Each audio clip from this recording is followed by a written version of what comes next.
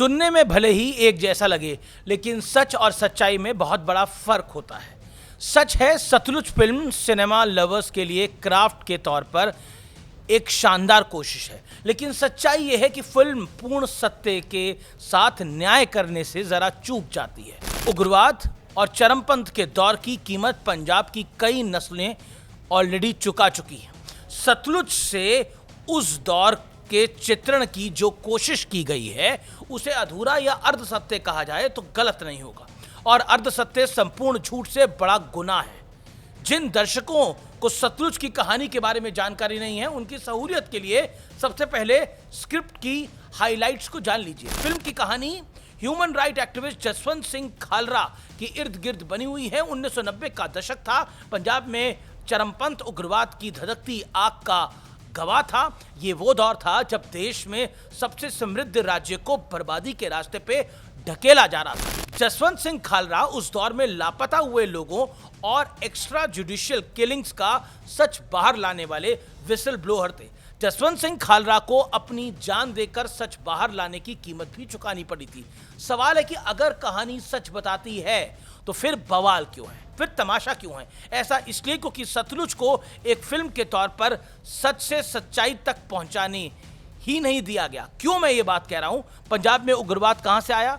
खालिस्तान को पाकिस्तान से मिलने वाली फंडिंग, ट्रेनिंग और शेल्टर वाली सच्चाई फिल्म में क्यों नहीं दिखाई दी? भारत को टुकड़ों में बांटने वाले संगठन की करतूतों को क्या जानबूझकर कम करके आंका गया, दिखाया गया, पूरी तरह फिल्म की स्टोरी लाइन में छिपाकर रखा गया था? सतलुज अगर उतनी ही ईमानदार कोशिश है जितना फिल्म के कलाकार दिलजीत दोसांझ दावा कर रहे हैं, तो उन्हें दर्शकों को यह भी समझा देना चाहिए कि उमर सिंह चमकीला को किसने गोली मारी थी। वही चमकीला जिसका रोल भी दिलजीत दोसांझ ने ही निभाया था। उस चमकीला को गोली किसने मारी थी? वही चमकीला सीरीज जिसमें परिणीति चोपड़ा थी। उनको किन आतंकियों ने गोली मारी थी? जवाब मैं दे देता हूं, चमकीला को गोली खालिस्तानी आतंकियों ने मारी थी।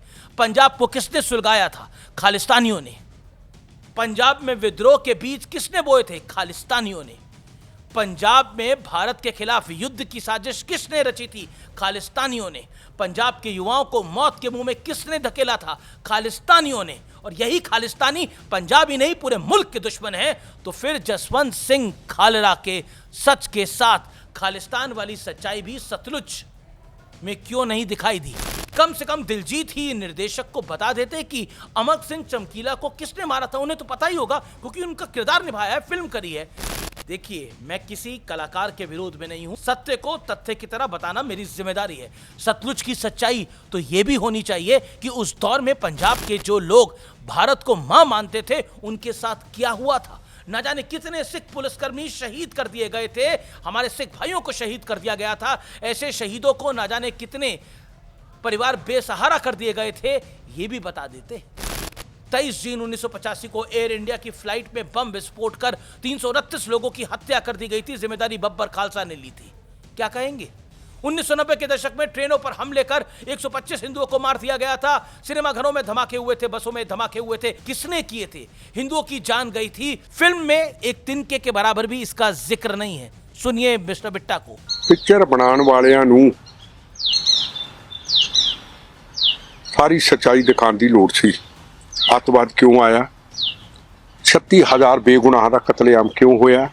ये भी जिक्र कर लेंदे कि हरमंदर साहब ते फौजी हमला क्यों होया? एक तरफा क्यों चली जाने? क्या केपीएस गिल उन धमाकों को अंजाम दे रहे थे? केपीएस गिल जो उस दौर में पंजाब के डीजीपी थे, फिल्म में उनके कैरेक्टर को शेडी दिखाने की एक कोशिश हुई है। यानी पंजाब में हुई कत्लो गारत का जिम्मा उनके सिर फोड़ दिया गया है। यानी केपीएस गिल जिम्मेदार थे क्या? केपीएस गिल हो या फिर कोई और अधिकारी, पुलिस के एक्शंस को कभी भी ब्लैक एंड व्हाइट की कैटेगरी में रखा ही नहीं जा सकता। There are a million shades of a grey in between. Bomb धमाके करने वालों के साथ क्या करना चाहिए था? लोगों का कत्ल करने वालों के साथ क्या सलूक होना चाहिए था? भारत में टुकड़े करने की चाह रखने वालों के साथ क्या होना चाहिए था? यह सच है, उस गदर में बेगुनाहों का खून भी खूब बहा। इसलिए मैंने कहा, सच और सच्चाई दोनों को बताया और दिखाना जाना चाहिए, और दोनों जरूरी हैं।